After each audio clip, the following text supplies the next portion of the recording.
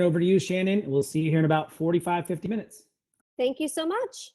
Hey, y'all, we're just going to give this another minute or two to see if somebody else is going to pop in. So I'm just going to mute my mic here for a minute. Do we have Michael here and Laura and Jason and Cynthia? Is everyone here? I'm here. This is Cynthia. You guys hear me? Perfect.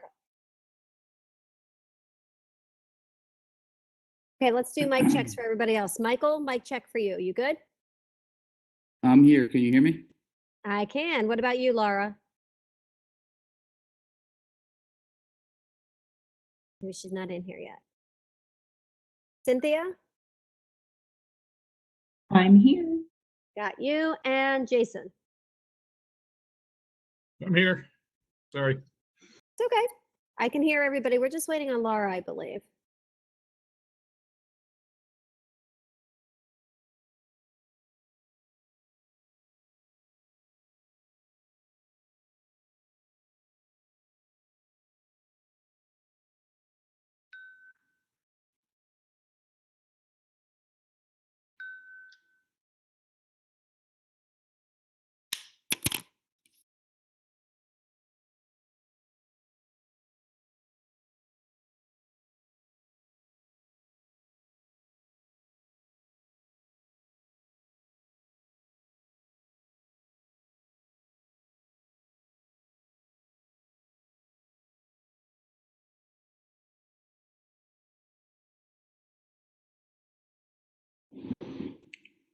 Laura, you in with us yet?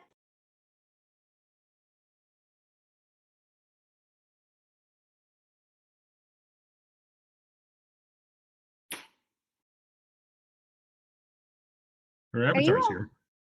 Laura here? Well, I guess we're going to get started without her and she will pop in here. Maybe she's having some tech difficulties. But it's 1 o'clock, so we're going to get started. If everyone would mute their mics unless they're speaking, that would be fantastic. Oh, Laura, we're doing a mic check. Can you speak so we can make sure we hear you?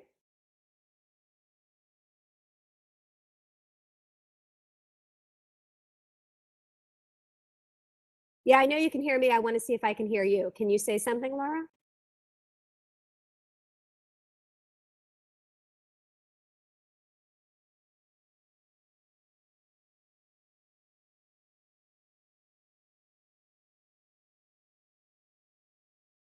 Okay, I can't hear you, Laura. Cynthia, you can't hear her either, right? It's on my end. I cannot hear her.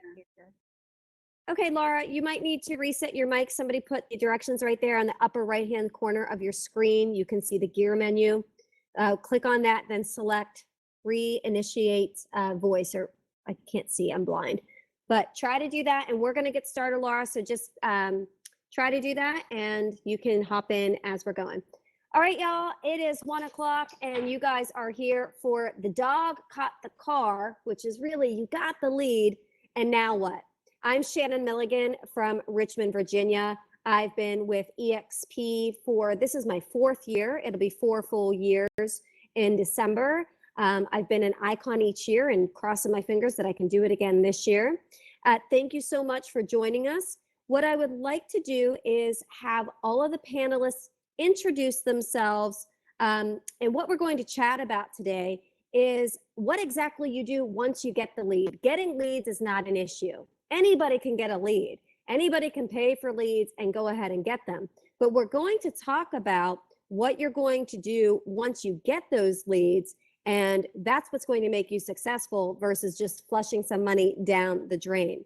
So I would love to go ahead and have everyone introduce themselves. Cynthia, let's start with you. Then we'll go to Jason, Laura, and Michael. If you can just tell everybody your name, where you're from, and how your business is made up. How many people are on your team, if you're a solo agent, your production level of last year, and so forth. So Cynthia, let's go ahead and start with you.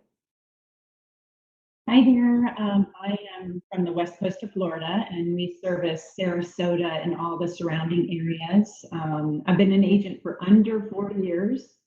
I started as a husband and wife team, was with Keller Williams for 2 years, and came over to EXP 21 months ago.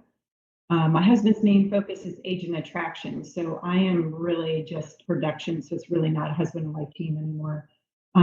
We do assist 6 other agents. We have a self-organized local team and mostly newer agents. I personally do between 30 to 35 transactions a year, and the team does about 50 a year. That's fantastic. Okay, thank you so much. Jason, can you tell us where you're from, a little bit about your business and what your production is like each year? Sure. So I'm in Grand Rapids, Michigan, and have just recently started a expansion team in Boca Raton. I have a team out here. I was with Berkshire Hathaway for years. I came over 10 months ago. Last year was a bit of an interesting year, and we did 90 transactions as a team. I've spent the last 6, 7 months really working on the team and working on the business instead of my own business, and really growing my team quite a bit. Year to date, right now, we're working on deal number 55, so we're way up over last year. Hopefully, things continue. Obviously, we got some challenges right now. I personally, though, I don't generate that much business anymore. I've been in the business for a long time. Last year, out of the deals, I only did 9 of them. This year to date, I just double checked, and I have 2 of them of the 55. So most of my business comes from me generating leads for the team. Working our systems. Great, thank you so much. Laura, are you on here yet and able to speak? All right, I think she's still having some tech difficulties. How about you, Michael? Can you tell us a little bit about you, where you service, what your production was like, and how your team is made up? Yeah, I'm here. I'm in New Jersey. I'm in the north part of New Jersey. We work primarily Hudson and Bergen County. We are about 20 to 30 minutes away from New York City. So we work Gold Coast area along the waterfront and some of the interior towns. I have a team of 6. We just started team building within the last 2 years or so. Last year's production, we did about 60 homes, around 30 million in production. And we're, just trying to keep growing and keep adding some quality agents that want to help us grow. That's fantastic. Laura says, I am here and can hear. I'm not sure why we can't hear her. Maybe you can get with Tina, Laura, in a chat and see if you guys can work on that. So what we would love to do now is I know we're going to talk about what you do when you get the lead, but let's just take a few minutes and talk about how you're getting leads, because I think we have a lot of new agents. And even somebody like myself, I've been in the business 10 years. I work referral only. So I'm always curious to see, for people that are paying for leads, or if you're not paying for leads, where you're getting them from. So let's start with you, Michael. Can you tell us where you're getting leads? Like, what platform are you using to obtain them? Oh, I lost you there. I asked to tell us. Oh, can you just start with, like, Michael, where you're getting leads? Like, what platforms are you using? Are they paid leads? Are you doing paid and referrals? And if you're doing referrals, where are they coming? Just tell us a little bit about where your leads are coming from and what platforms you're using to obtain them. Okay, perfect. Well, we're very, very big on Zillow and Trulia. I've been working on Trulia leads for about 8 years now.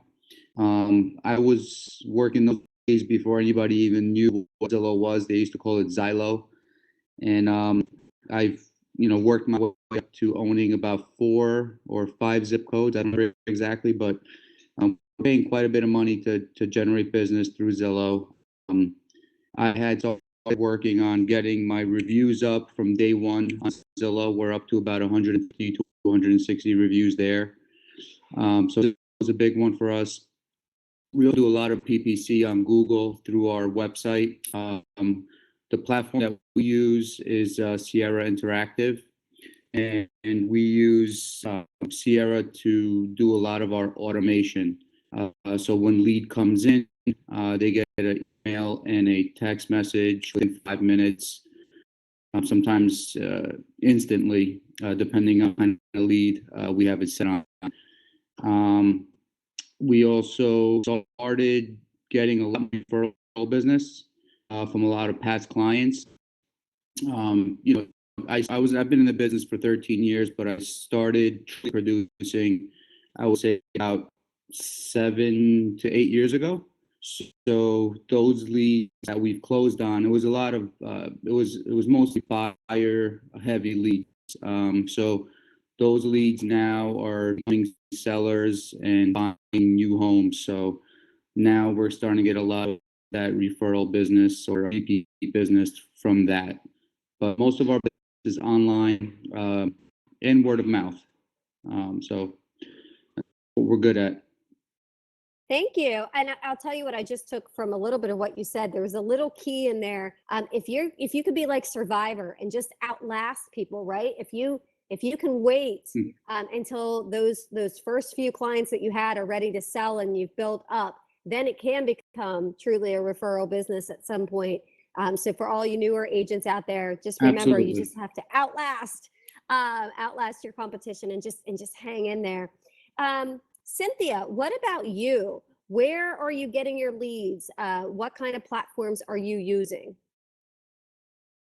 So we do Facebook ads for the team. And then me personally, I'll do postcards in farming areas for new listings. So the standard stuff to make sure that people know we're here in the neighborhood and we're buying and selling in their neighborhood and we're the local expert.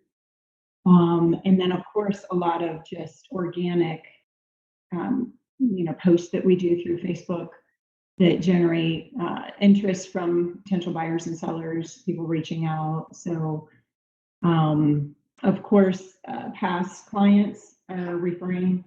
Again, I'm fairly new to the business, but we are getting past clients coming to us for repeat business and then referring, obviously, their friends and family. So it's all about the service that you provide. That's basically it. We're not spending a lot on leads. We're spending under $500 a month on leads. And how many ads are you running per month on Facebook, if you had to take a guess? It's one, but it's in several different formats of it. So it's right now it's just focusing on buyer leads. I think it's a total of 10 ads, but the way it's set up is the one that's the most popular gets out there more. So I had somebody else set it up for me. I'm no longer handling own Facebook ads, which I used to do, but I spend a lot of time doing that. So I'm no longer doing that. I hire somebody else to do it. That's great. I mean, leverage your time, right? So what's your time worth? Let's go to Jason. Jason, what platforms is your team? Because I know you're not in production a whole lot yourself, but what platforms are you utilizing to generate leads? I used to be heavier Zillow. I've really scaled that back. It's gotten outrageously expensive in my market. We have an average sale price of about $200,000, and Zillow last year wound up being about $200 a lead for a $200,000 buyer. So it just I did scale. I do a little bit of that in some rural communities, but I don't do much Zillow. LittleRealtor.com. My sweet spot is pay-per-click, Google pay-per-click, Facebook new and redirect, retargeting. I also like Sierra, like what Michael uses. Especially we're going to talk about follow-up. It's automated follow-up, and I am kind of a techie guy, and I do think that they have the best program for when it comes to that. Other than that, I get a lot of referrals and just staying in front of my database. I also use Facebook as kind of another CRM where I will make videos or make posts and I will boost them just to my database and just keep retargeting my personal database of past clients and people in there to make sure my social media stuff stays in front of them instead of just a drip. Thank you, Laura. Fingers crossed. Can we hear you? Feel like I'm Verizon. Can you hear me now? All right, I don't think she can chat, so we're just going to move on to the next question. And I will tell you, just from my standpoint, I used to do Zillow before I went to referral only, and it's kind of what you were saying, Jason. It got really, really expensive. It was becoming about $200 a lead because they had redone how they were distributing. I used to own 50% of an area, and then all of a sudden I was paying the same amount, but now I went down to 32, and that's when I kind of threw in the towel. Michael did say Sierra. Sierra, I can tell you, has a beautiful site. Let's just take a second. Michael, how long have you been with Sierra, and are you happy with them?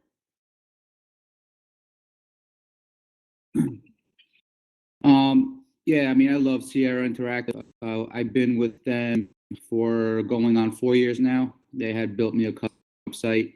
I don't want to get too much into it, but if anybody is interested in Sierra, I guess you guys could contact directly and I could get you in touch with someone. But we used to integrate our Sierra Interactive website with Follow Up Boss. And Sierra has just been getting better and better with their CRM.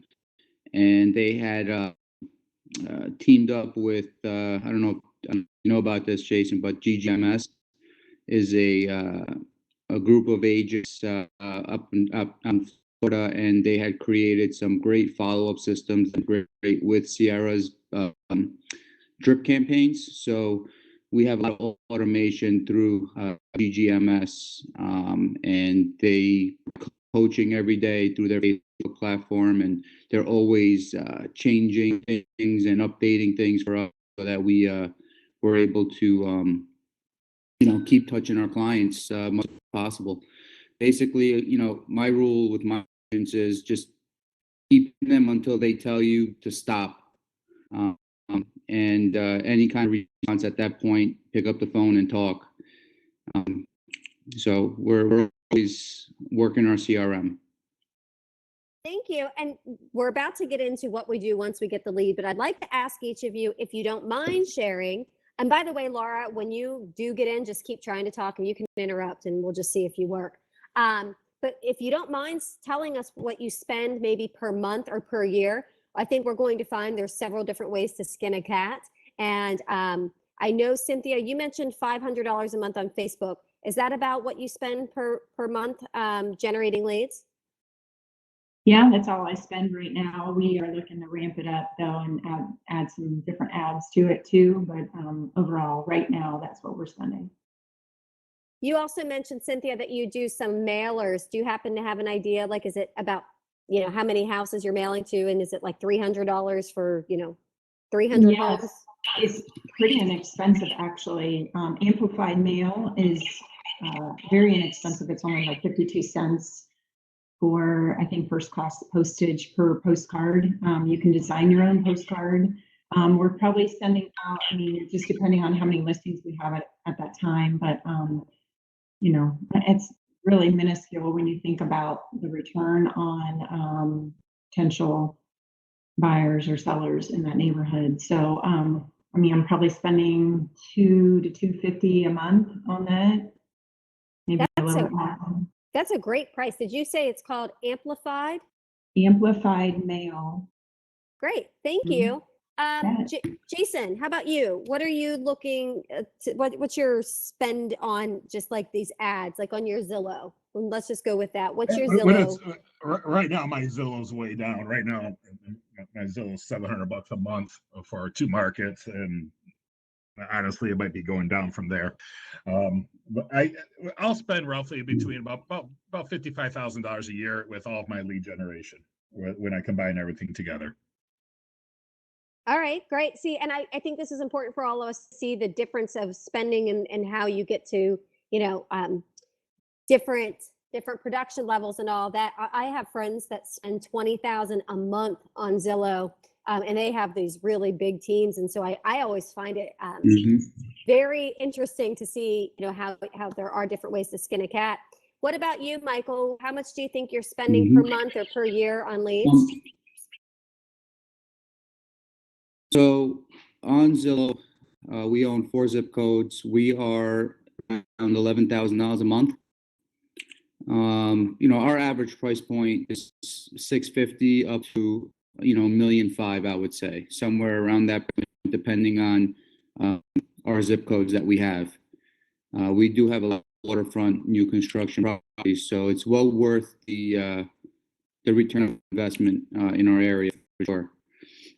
We also do PPC Sierra site, which is an additional $1,000 a month. And we started, I know somebody on the panel was doing, farming. So we are starting to branch out and starting to farm, send out mailers as well. So we're using income from other sources to expand. And I think that's a really good point that I'm glad you brought up. We need to keep in mind your price point, right? So for Mike, and do you go by Yeah. Mike or Michael? Mike, it doesn't matter. Mike is Okay. fine. If you're like Mike or Michael, and you're in that kind of price point, that definitely, seems like it would make sense, because if your price point 650 to $1 million, that's very different than my Richmond market, where the average sales price is somewhere around 275 to 300. So definitely something to keep in mind. I'm just going to do a check real quick. And definitely, yeah, and another thing to keep in mind, I know a lot of different areas and pockets of the country and even state are more Realtor.com heavy versus Zillow and Trulia heavy. I hear a lot of agents always complain about Zillow and Trulia, but it's the weirdest thing is, over here close to the city and where we live, everybody is on Zillow and Trulia. Realtor.com and Homes.com and some of the other websites don't do well at all. I've tried all of them through the years, and Zillow is just dominating our area when it comes to home searches. So it's not going to be the same for everybody. I think I would only, test out Realtor.com for 6 months and test out Zillow for 6 months and Homes.com. Some of these companies just have a better niche, better consumer base in different areas, and you try it out. All right, I'm going to do a check real quick. Laura, just going to keep trying every now and again. See if she's in here and can speak. Can I piggyback real quick what Mike said? So I'm just going to chime in here, and I think Mike would agree with me.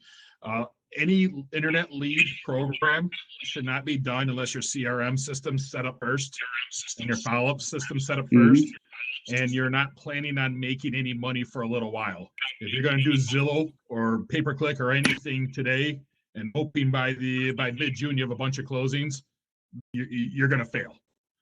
It's you got to at least plan on it for 6 months before you start to get a return on investment. They're great investments and you'll do good, but it's a long-term play, and your back-end systems have to be strong and set up first before you even think about looking for lead generating systems. Thank you for doing that, because that's what we're about to get into. So now we've talked about where they're getting leads. Okay, so now that dog has caught the car. By the way, that comes from my husband always telling me to go create a problem, and then, like, oh, go get more business, and then we'll create the problem, how to solve it. And then I'll do it, and he'll be like, dang, the dog caught the car. Now what, right? So that's where this title came from. So now I'd love for you all to walk us through what you do once you get the lead. Like, we can assume you're going to put it into a database. I think we all know that database is key here. So what databases are you using? I know a few of you have touched on it. And what kind of touch programs are you putting them on? Are you doing drip campaigns? How often? And can you give us an actual example of what a drip campaign or what you're saying to people? Because I think we all know what to do. It's just we never know what to say or how to say it. So I would love to start with you, Cynthia.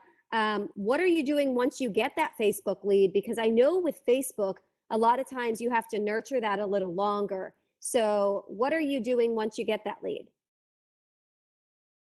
So obviously the most important part about the lead when it comes in is within the first 10 minutes calling them.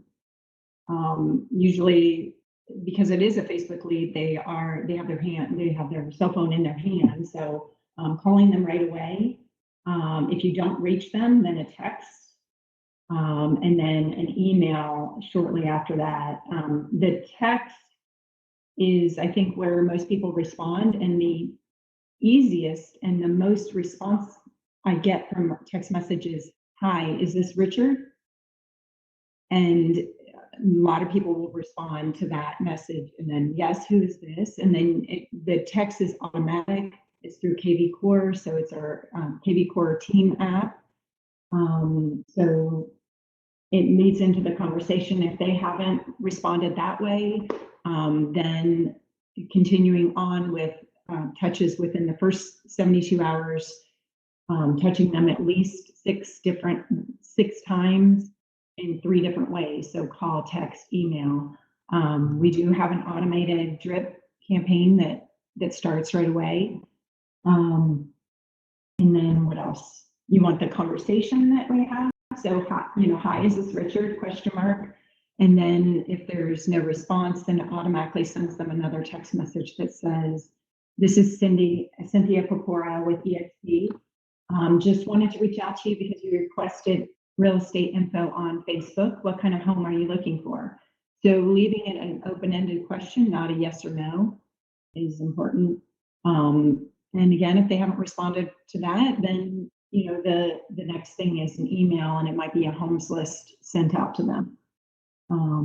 I love that you told us what you put in that first text, because when I was doing leads a few years ago, I realized I was probably not doing it right, because what you just said is so simple, but I don't think people realize you jabbed him first. "Is this Richard?" They're going to respond to that versus the first text being, "Hey, I saw you sign up for something on my thing," blah, and then just throwing up on them. So I think that's really great that you gave us that. By the way, somebody put in here, problematic when they put in strange names. I'm going to ask you that, Cynthia. I will tell you real quick, and please forgive me, but this is a story. When I was doing leads, I got one and I was fed up with the weird names. So I called the guy up, and the phone number was correct, and he had put his name as Sweaty Balls. So I called and I said, "May I speak to Sweaty Balls?" And he laughed and laughed and laughed, and he ended up working with me because he thought it was the funniest thing ever that I did that. I mean, if they're going to put that in there, then I felt like it's kind of mirror matching, right? Like some of the things that we've been taught. And so That's exactly have you ever had that? Like, has it ever been problematic for you, Cynthia? So I haven't done what you did. That's awesome. I do have one of my agents that got one that said "bend over." And she didn't even realize that, what it was, because it bent over, so, but I love that you turned that around. I have not had that response back like you did, but I love that you reached out to them that way. I was spending money on leads, man. I was not gonna, it was either gonna throw it away and offend myself, or call him and maybe offend him, but he's the one that started it. So I felt like it was okay. Exactly. How about you, Jason? What are you doing once you get the lead? What's your process like? Is it on? Sorry, maybe I should my microphone. All right, lead. Sierra automatically assigns we call it the Internet Lead Action Plan, and it will get broadcasted to my team, and kind of like Tinder, the first one swipes right gets it. From there, our action plan is very heavily for the first 3 days of double dials, where you log into Sierra, you have your daily tasks, and that will be a task. It also will send a few text messages along with throughout the process. The text messages go automated. I'll tell you right now, the best text message you can send to any internet lead is just ask them if that's them. Just say, "Bob, is that you?" and say nothing else. And most people will reply to that text message. Usually the reply is, "Who's this?" And we just reply with, "Hold on, let us call you in a second." And that's how you get a lot of internet leads on the phone. After 3 days, after the heavy calling, they get moved to our pond, but we have we call it the 730 plan. And for the next 2 years, Sierra will do video text drips and voicemail drips, slide out drips, to stay in front of that lead. Every single 30 days, they'll get either a video text message or a slide dial from the agent. If they do happen to raise their hand, we also got A buyer, B buyer, and C buyer action plans, but that's usually most of it. But the 2-year follow-up with video text messaging is huge, and the slide dial is big. I do a monthly email update to my entire database, but we don't do a lot of email drips. I just don't believe people are reading their emails. I think that's great. What are you using for the video? It is simply, messages? it's funny. So it's going to be about six or seven videos of just people saying, just checking in. They have to, with CRE, you have to keep it under 14 seconds. So when I hire a new agent, the first thing they do is they come to the office with about 5 or 6 different shirts on. They stand in different parts of the office and just say, hi, this is Jason Lash, just checking in with you. Let me know if you need anything. Just different versions of that, because we got to keep it short and sweet or else the text messages won't go through. So we just, I'll stand in one corner, say, hey, Jason Lash here. We've been sending you some listings. Just check it in. Let me know if I can help out. Then I'll change my shirt, move to a different corner, say, hey, this is Jason Lash here. Just make sure I'm not dropping the ball. Things like that. That's and just stay awesome. in front of them. For those that know me, I love video. And the reason I love video is what Jason's doing. He's building trust. Like his team's building trust. For some reason, people are going to trust you more with the video. Michael, what about you? When you get that lead, what are you doing? I know you're putting them into a database, and I know you use Sierra.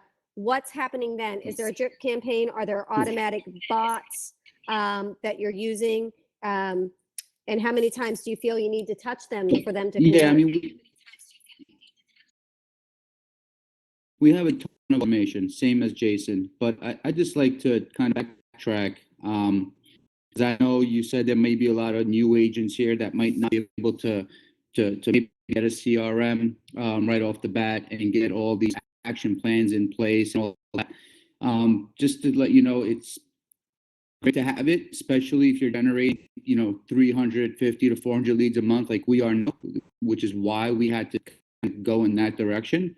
But when I first started out, which I think taught me a lot of how to talk to people and how to get these leads to commit to me, was the minute these leads came through to my phone from Zillow, I picked up the phone and I called. And the first thing they would say is, wow, that was fast. And I would say, yeah, I'm here for you. I'm when would you like to see the property? Let me know. I'll schedule the appointment for you. I always ask for the appointment first. And once I got back to them when the appointment was set, then I was able to have that conversation of, what are you looking for? Are you pre-approved? I felt that once you started asking too many questions and not offering your value, which is setting that appointment up right away, they kind of disappear and ghost on you. Because you're just asking way too many questions without really doing anything for them. So I always call. If I got them, I told them that, I'll set up the appointment for you when you want to go. If I didn't get them, I would respond to the email that came in through Zillow and reply and just ask for the appointment. I always ask for the appointment. I didn't ask anything else. So if you guys can't do a CRM or can't get on one right away, the best thing to do is go find a lead gen platform and just have the leads start coming in, and call them within the first 5 minutes that they come in and ask for the appointment. And then once you set it up, that's when you can start really delving into, what are they approved, what else are they looking for? If they're coming from the city or if they're coming from, 30 minutes away, that's when I would say, well, you know what? Why don't we make your trip worth it? Why don't we send you some more options? This way, when you come out here, we can see more options at once. And that's how to get their criteria. So yeah. I have a follow-up question, because before we move on to the Sure. next question, I have a sub-question to this. So like when I was purchasing leads back before I went referral only, here was my issue. It was myself and a buyer agent. We could not keep up with giving the callbacks. Are any of you using anything like Agentology, Get Riley? Michael, since you're right there and we're chatting, are you using anything like that? Well, I've used Conversion Monster. I've used Agentology. Ultimately, in order for us to generate more leads and leveraged the that we already had, which was Sierra. That's when we started really, like I said, just starting the automation. Text message and an email goes out right away with what we got on the phone. Hey, we got your property request. When would you like to take a look at the property? Just let us know. We'll set it up. Very simple. Once they let us know when they want to see it, and we respond, hey, we'll get that set up for you, and we'll confirm with you via text and email. Is this email that you provided correct? And then once we do set it up, then we call them and tell them, hey, I just, we're confirmed. I'll send you a calendar invite. Please accept it. In the meantime, I just want to get some more information on you, so I could just update all my records here, make sure that I'm not missing any important dates or anything that's pertaining to your situation. I would ask them, do you own anything? Are you in a lease that's running out? When you need to buy this property? When you need to move? How much down payment are you using? Who have you been by? So once the appointment is set, and that dialogue is opened up, that's when I start probing. And I used to always, back 6-7 years ago, I used to do that in person. I used to set the appointment up and then do all that in person, because I found that sometimes asking too many questions up front, you lose the lead. They lose interest in you, which is kind of backwards. And I know a lot of people want to bring them in for higher consultation and all that stuff, but I ran my business very differently. I would just set it up, meet them face to face, and then start, building that rapport. I love that you say that because I'll tell you, I get very turned off. I know a lot of people say the person that asks the most question controls the conversation. I get that. But I think that's once you have a little bit of a rapport. In the very beginning, it feels like if I've reached out to you and I put my hand up and you just start asking me an onslaught of questions, it feels like you're taking from me. Like, I know when I've been asked, probably by the fourth question, I'm like, what? What really annoys me? So it's down this path of, when you get a phone call and you answer, and then a recording says, this may be recorded. All I think was, well, you called me. I'm not consenting to be recorded. It feels the same way with, all these questions, like, why are you asking me too many questions? So another thing with, yeah. No, I love that you said that because I think that's very Yeah, important. and another thing, I know Jason could attest to this too. When we do make phone calls out of our Sierra, we have the ability to record our phone calls. So if you ever need to go back, all our phone calls are recorded, which is another beautiful bonus that Sierra has on their back end as well. And we get to spy on them. Once we set up their searches, we get to see everybody that they look at. We get alerts that, they came back to our site. We get alerts the properties they look at, how many times they look at it. So it's a conversation starter for a lot of the leads that may not be communicating with you for a couple of weeks. You could send them a listing to a link and say, hey, this property, I thought of you, and open up dialogue that way, knowing that you looked at it 5 times. So, there's a lot of systems out there like that, but, that's one of the things that our system does as well. Thank you. Cynthia, Jason, are either of you using anything like Agentology to be calling these leads? Or Cynthia, let's start with you. Like, if you can't answer the phone each time, because, if you're working with leads and converting them, you're servicing. So what if you can't get to the phone, Cynthia? How are people getting called back? That's a good question. That's a problem that I'm sure I'm going to have as we get busier and busier. But being a newer agent in the business, probably hiring an assistant next after we get through these next few months here. I love that you said that because I feel like so many of us, we're just showing you can be successful and always have something to work on. That was my problem when I was buying leads. I just could not get back to people. I did hire Agentology for a while and I still couldn't keep up with it. So, the point is you shouldn't be out there buying leads and unless you can handle it. Cynthia can clearly handle it, but she's spending the amount that she needs that she can handle. If you're going out there spending $5,000 and you get an onslaught of leads and it's only you and one other person, might be kind of difficult. Jason, what about you?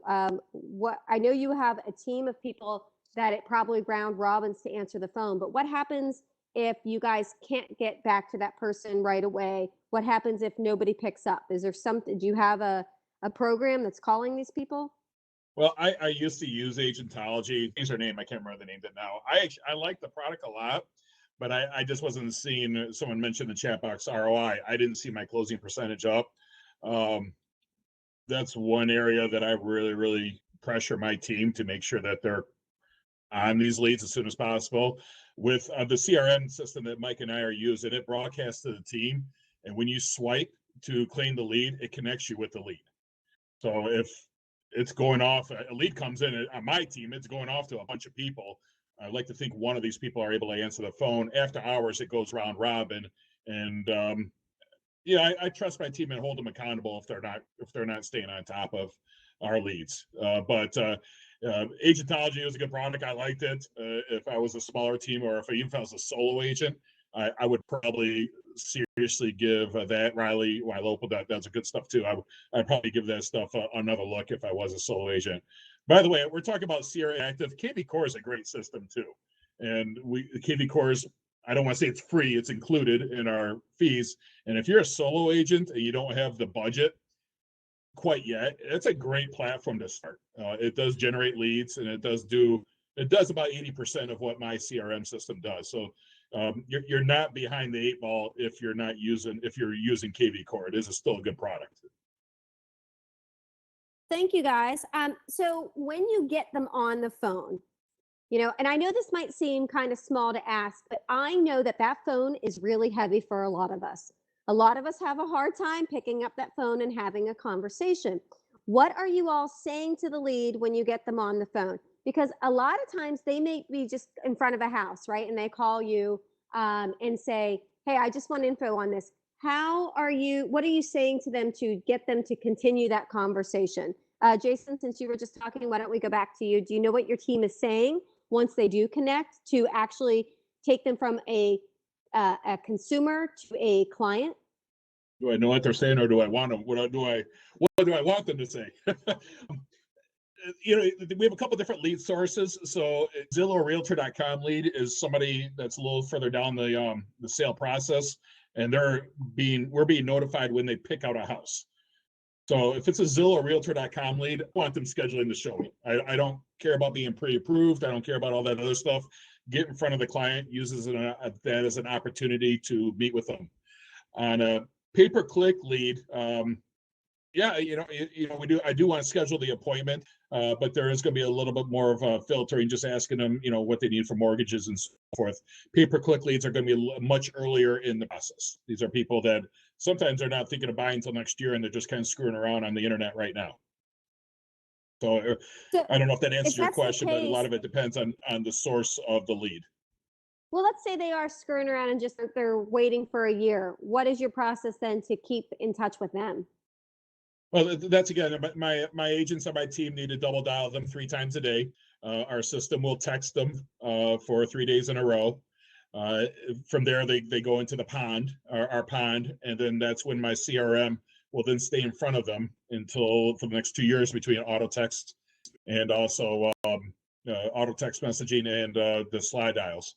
Okay, the so voice you have a message 2-year. drops, so it does that. One other thing we do is that with our CRM, and I think you can do this with KV Core, you can see what homes they're clicking on. So we're going to create searches with them, even if they're ghosting us. I know what neighborhood they're clicking on. I know what neighborhood they registered on, and so we will create a search for them no matter what. And by the way, I see someone in there. So Colleen, I talked to she doesn't like the 3 times a day by the same person. Yes, it is 3 times a day. I hired a coach this week. He wants us to actually call each lead 200 times. That's his number, 200 times. And I'm trying to work on implementing a system for 200 times. So 3 times a day, we stay in touch with them. So 200 times in what time period? Forever. That's his number, 200 times. He's got ISAs. Yeah, well, right. It's a little different. Yeah. Cynthia, what about you? What do you say when you get somebody on the phone? Like, let's say I called you up and I just wanted, I wanted to know the price of this house. What are you doing to earn the trust of the people and to get them going from a customer to a client? I ask a lot of questions. I basically, like we talk about, control the conversation by asking a lot of questions. It's all about them, what their needs are. Specifically, I think every conversation is different. So I don't know that I could speak about each conversation, but I would say just, trying to be open to what they're asking for. I mean, if it's a homes list, if it's a reduced homes list in the area, talking about what's important to them in a home, why they would be moving, all the how, what, why, when questions. That's mainly my conversation. Just being really open and just, I don't know, asking a lot of questions.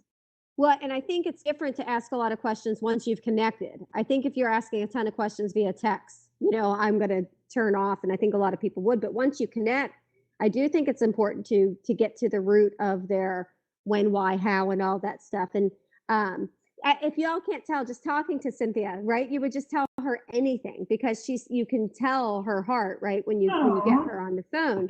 So that's super simple, right? I would tell you just about anything. What about you? What about you, Michael? When you actually connect with the person, are you doing the same thing? Is it just about asking questions and getting to the root of it?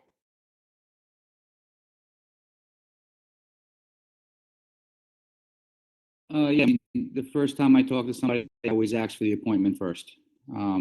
So once I have the appointment set, that's when I start really asking the questions and building rapport, whether it be, you also have to feel these people out. Sometimes you could feel once you talk to them, if they're in a rush, they're rushing you off the phone, all they care about is the appointment. If you listen to their tonality, sometimes you could get a good idea if, you can ask some questions when you call them back to confirm the appointment. So it's all about feel, I guess, and just experience. As you talking to more people, you'll start to understand the right time and the wrong time to ask questions. All right.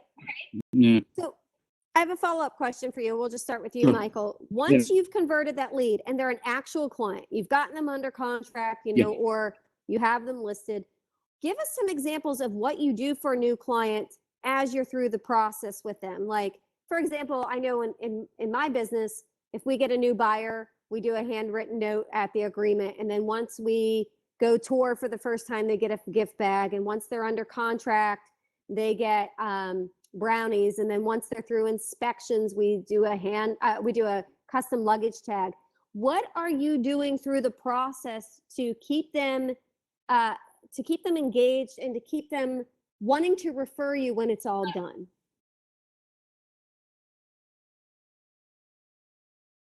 Lose you there? You're there. Okay. I mean, we don't give them gifts throughout the process, but we do give them a closing gift. But through the process, obviously, we have different action plans, I should call them, or campaigns. Someone that's being sent listings, obviously they're getting properties from us, they're being dripped on with properties. And we also have a action plan to go along with that. So if they're a prime lead, with a lead that is actively looking, all their criteria, we send them things, we've met with them plenty of times. We have an action plan that's set up where would automatically, it's automation, it would send them a text and an email, maybe once a week or 2 weeks out, saying, hey, touching base, is there anything you want to see? Is there anything to deal with this week? So it's all automated. It's tough to stay on top of every single lead that we're working with because we have a database right now in our CRM of 24,000 people. So we get a lot of, alerts of people jumping onto our website and looking at properties.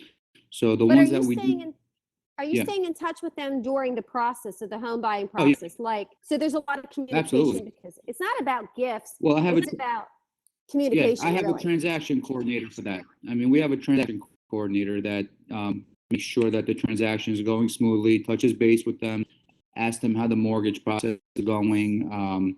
You know, she meets them at the home inspection. She actually goes through the home inspection, takes notes for them, and all that stuff. Like we have people set up for that. My main priority is to just keep bringing in the business and closing those and getting them into the pipeline. And then our transaction coordinator basically comes in and takes care of touching base with them on a weekly basis or daily basis, depending on where we are in the process. And if we're in home Great. inspection phase, obviously, she's in base saying, hey, make sure that we home inspection report. Once you get it in, this is our next step. Make sure you let me know, send it to me too, and then we'll discuss what we need to fix. And then once that home inspection is over with, then the appraiser will call us, set up the appraisal. We'll let the buyers know the appraisal is set up, and then just touch base with them. Hey, how's the mortgage process going? Commitment is due in 2 weeks. Make sure that you're handing over documents. That's the kind of touching base that we do. More hand. It's hand holding. And I think that's what's most important, right? Like, I think that's Yeah. where people get upset is really when it's a breakdown of communication. I see we have to wrap up here in a minute. Tina, do I have time to ask one more question? Yep, go for it.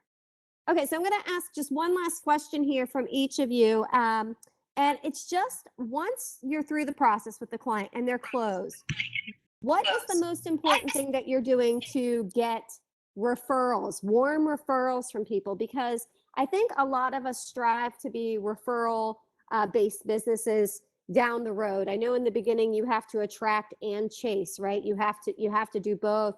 But what are you doing to procure the referrals? How are you asking for them at the end of the closing? We'll go Cynthia, Jason, and Mike. So I'm not just asking at the end of the sale. So I'm kind of warming them up throughout. If you know anybody else that's looking for superior service, I would love to help them. I'll treat them the same as I have you. But after the sale, I do ask for, or even during the sale, I am asking for a review. And if they haven't filled that out during the sale, then I'm asking at the end. So I'll send it once at the middle when we're at a high point, because they're more likely to give you a great review. So that's possibility of getting repeat or getting clients that way as well from the reviews. And then the constant contact newsletter that we send out, continuous conversation through social media. So friending them through social media, and then send out cards, sending those out for special days like house anniversary, birthdays, wedding anniversaries, and then of course video texts.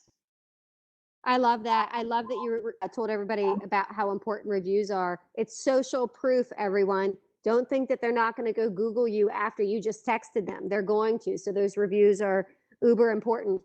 Jason, what about you? How are you getting some referrals at the end of the sale? I just ask for them at the closing table. I always ask you at the listed appointment and at the closing table. I always just flat out ask, who else do they know that they're thinking of, they're thinking of making a move. I stay in touch with our database, with our monthly market updates. I have my top 200 list that I call every quarter, and that's a phone call, just to stay in front of them. And it works real well as far as referrals. I don't do closing gifts, just not my thing. But I flat out, a little more blunt than probably was a lot of the people you are. I just flat out ask them, say, who else do you know that I can help out? And Okay. Success with that. You have to ask for the check, right? Yep. Yep. How about you, Michael? When you're at the end of the deal, what are you doing? So it's funny because we just started doing this recently. Believe it or not. That's cool. So at the day of closing, we usually take a picture with the clients with the sold sign and all that, just for their memories. And then as I walk away, I always just turn back around and I say, hey, just so you know, I don't know if you know this already, we have a referral program. And they'll say, what's that? I'll say, well, if you refer anybody to us, we offer $250, $250 cards to you for your referral. And that really piques their interest because obviously, $250 per referral. I'm more than happy to pay that at our price point. And that really, they become a big advocate because they want that 250. I mean, that'll pay their cell phone bill if they could do it, give me a referral every month. But we offer them gift cards, and we started to get a good response from that. I could see why. I just want to say everybody should check their own state and check on RESPA and all of that stuff before we do that in every state, because every state has different rules. I know for me, we're not allowed to offer more than $25 for a gift and that sort of thing. This has been great. I know we have to wrap up here. I do want to say, I want to give everybody real quick, please, again, everybody on the panel, please say where you're from and where people can find you real quick. Go ahead, Cynthia, then Jason, then Michael. So I am in the west coast of Florida. You can find me through my phone number. I'll post it in the chat, as well as through Workplace. I'm on there a lot. Yeah. What else? What other questions did you say? Where people could find you. I know you're on Workplace, right? Yep, I'm there a lot. So feel free to reach out. I'll put my phone number in chat too. Feel free to text or call too. Great. Jason? I just posted my website in there, grhomes.net. Awesome. I'm in Grand Rapids, Michigan. You can always Google me, but I am in Workplace. So anybody's welcome to reach out to me on Workplace, and you can call me too. So, Michael, where can people reach you and remind everybody the area you service? Yeah, I'm in North Jersey, up in Bergen County, right by the George Washington Bridge. I just posted my website, and I'll put my email in there as well. So you guys can reach out anytime. Well, thank you. I'd like to thank you all for joining us. I'm Shannon Milligan, Richmond, Virginia. You can find me on Facebook or Workplace. I will say, so what we talked about today was, where people are getting leads and what they're doing with those leads. And then at the very end, we were leaving it with what they were doing to get referrals. And I know that there have been some great classes being put on. I think Brian White hosted one the other day. I'm not sure if these are recorded, Tina, but people could go and check that out if that was recorded. I'm pretty sure it is. And then you could see that next section, that next part of what you can do after you get through that deal. But if you all have any questions, please just feel free to reach out to all of us. I know several of these people here on the panel, and they're just amazing people. And I hope you all have a wonderful summit. We cannot wait till we can see you all in person, but I hope you all have a great day. Tina, you want to take over? Or